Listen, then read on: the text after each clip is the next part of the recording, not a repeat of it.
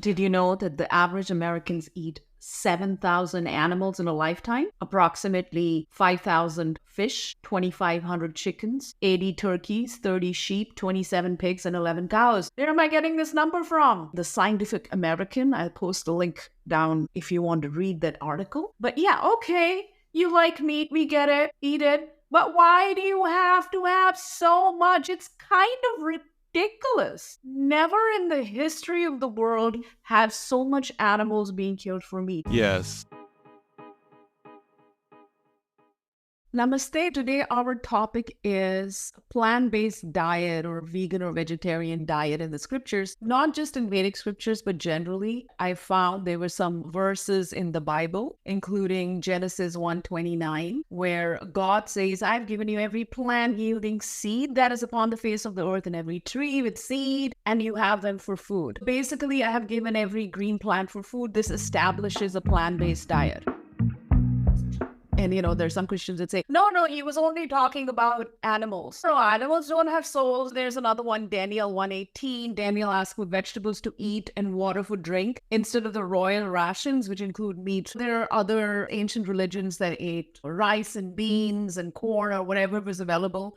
And even if they did eat meat, it was sparingly. It wasn't like the diet of meat that is today. So can you tell me a little bit about plant-based diet in ancient times from the scriptures? We're talking to our resident expert, Pandit Atul Krishnadas. Namaste and welcome, Atul. Thank you, Manjulali, and namaste. It's a very interesting series of topics that you've raised. One of them about references to vegetarian diet from the book of Genesis, also in the book of Ezekiel as well. There are a lot of biblical references in the Old Testament or Hebrew Bible about a plant-based diet. And of course, people make of it many different things. And there are certainly sects such as the Essenes who do, in fact, follow a plant-based diet.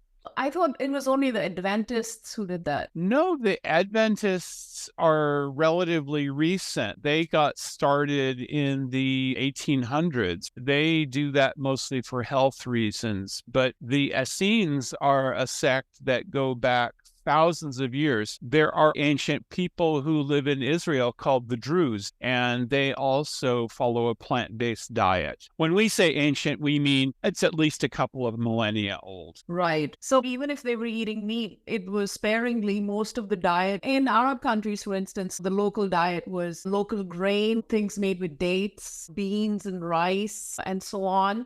But this thing of animals don't have souls and we can kill them and that's what thou shalt not kill means, that is such propaganda. Of course, even within Hinduism, I've had these people arguing with me. Even in Ayurveda, you should eat meat. That doesn't. It actually means that if you're tamasic in nature, or if you're rajasic in nature, that you cannot live without it, or you have some disease, then a small amount is allowed. If you remember, one of our friends in California told us the story about in Mexico, eating meat means you're machismo, you've arrived, because only the poor people eat rice and beans. Well, that's an interesting topic as well, because the pre-Columbian Mesoamerican civilizations did subsist on a largely plant-based diet.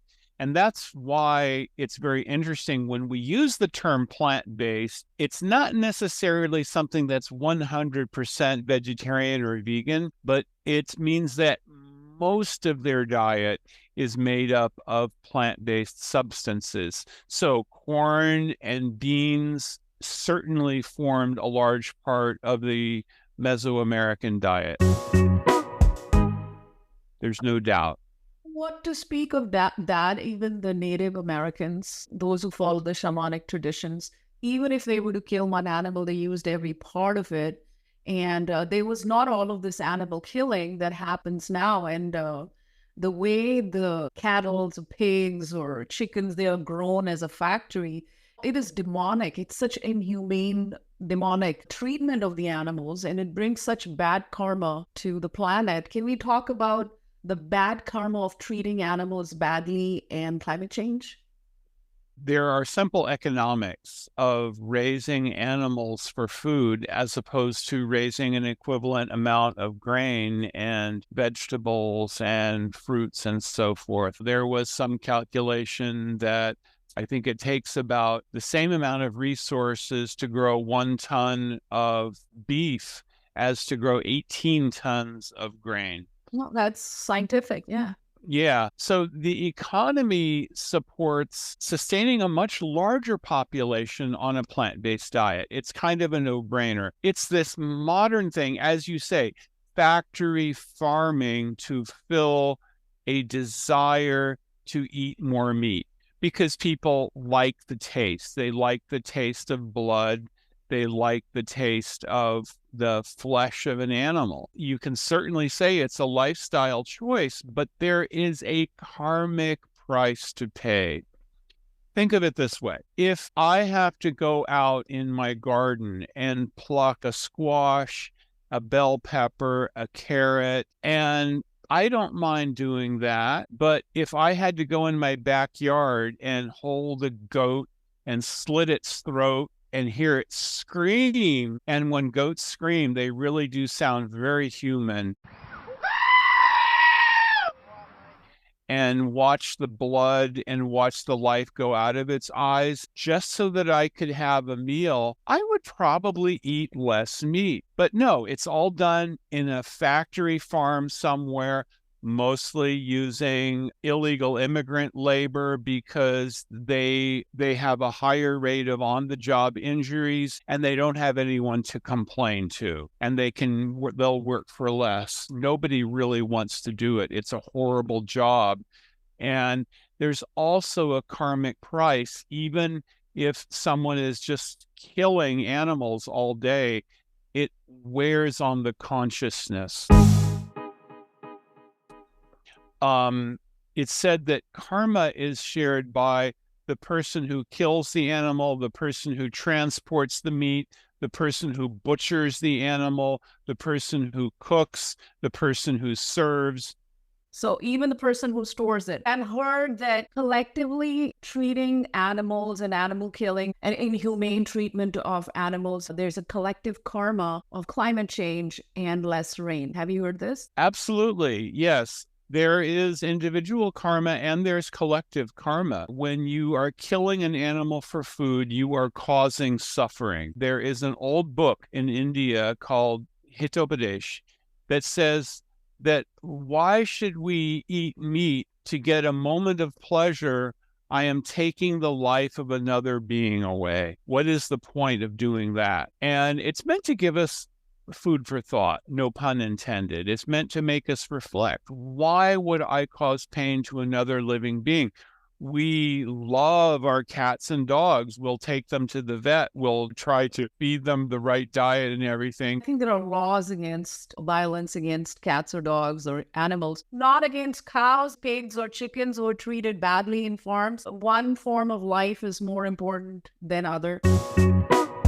But coming back to our point about plant-based eating in scriptures, in the ancient religions, when they talked about plant-based diet, like you said, it wasn't 100% vegan or anything like that. They were okay with eggs and they were okay with milk and milk products. Mostly it was grains and beans and fresh fruits and vegetables. Yes, absolutely. And archaeological evidence also supports this. People were not consuming piles and piles of red meat as they do today, and there are also references to concessions. For example, if someone wants to eat meat in the Vedic system, there's a sacrifice that one can do to Kali on the dark moon night, but there is part of the ceremony is that one has to say in the ear of the goat, as I kill you, so you shall kill me. And that's where the Sanskrit word meat comes from. Mamsam, mamsa kadhatiti mam, means mom is I, me, and sa is he. He who I eat, he eat me. Me eat. This means as I eat you, as karmic retribution, I will come back as an animal and you can eat me in my next life. What about people who are just consuming lots and lots of meat, from a Vedic perspective, where will they end up? What is the karma for that? Well, from the Vedic perspective, it's a really horrible way to live, and it's incurring a huge debt of karma. Basically, the law of karma says, as you sow, so shall you reap. You will get reactions. So if you have killed an animal for food, you will have to take birth as that animal, not once, but many times, and be killed, and over and over and over again. You may think it does not apply to you because you're not really killing the animal. Somebody else's, you're just buying chicken salad or something which has fish sauce in it. You can't see anything being killed over it, but something was killed and it was put in your food. It was put in your burger and your taco.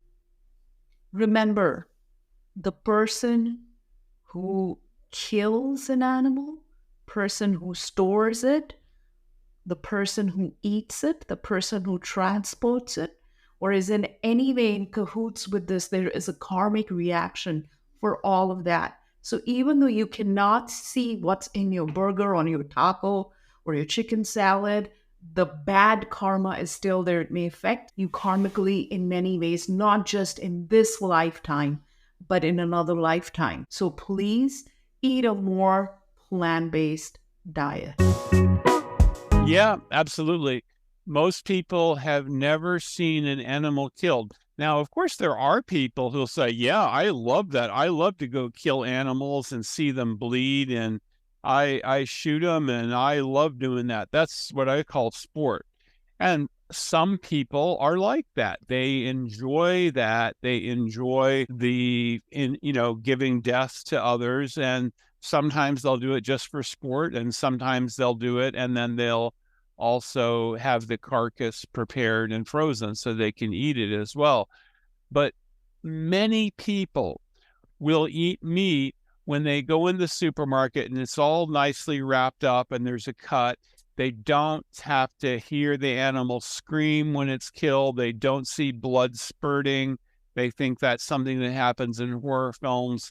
And if people had to do that, if they had to hear the animal scream, see the blood spurting, and smell the horrible smell of slaughter, then it would turn people off from eating meat. And not just that, when the animal is killed, it gets really scared. So all the fecal matter comes out as well. Yes, and there's a lot of fear toxins that are released into the bloodstream of the animal. Yeah. Knowing that it's going to be killed. So especially people who have anxiety, fear, depression. Yeah. Well, it boils down to this. We like the taste, and I say we as a society, because I've been in now almost 50 years, but people like the taste of meat, but they don't want to have to go through the slaughter themselves. Find a penny for every time. I was feeling a little weak, so I went back to eating meat because I need my protein. Just admit it. You like the taste. What's the harm? Why? The problem is also a lot of people who are vegan, they are very judgmental, and this shouldn't be. It gives them a bad rep too. Sure. Sometimes people are becoming vegan for the wrong reasons. Oh, I want to be skinny, or to do it only for environmental reasons. There should also be ethical reasons behind it as well. And we don't necessarily have to be hardcore vegan, but even lacto-vegetarian is one of the most widely practiced vegetarian diets in the world. Still, there are hundreds of millions of people in India who follow a strictly lacto-vegetarian diet. It used to be something like 400 million, which was about half the population of India at the time. I think it's maybe decreased. More people in India. You have the ethical reasons, you have the moral reasons. I'm not going to get into the good for planet because that has been done to death, pardon my pun, by many documentaries. There's a reaction for eating meat, and it's a really bad, hellish reaction. There, in Vedic religion, say there are special hells in the subterranean realms. Let's say somebody decides to become a vegetarian, or can they repent for the meat that they've already had in this life? That's an interesting question, and we call that prayaschitta, or atonement. And there are many different ways that one can atone by doing various types of activity. There are things such as giving in charity, going on a spiritual path, doing mantras, chanting, fasting, doing vows, practicing celibacy. Taking care of animals is one of the things, right? Well, killing animals is considered to be a great sin, and it's not something that we are excused from so trivially. But yeah, these are good things to do, but there is rather serious atonement that needs to be done. We're not supposed to kill animals because they are our brothers and sisters. And there was, of course, that famous saint, St. Francis of Assisi, who said, yes, animals, birds, they are my brothers and sisters, and I won't kill animals.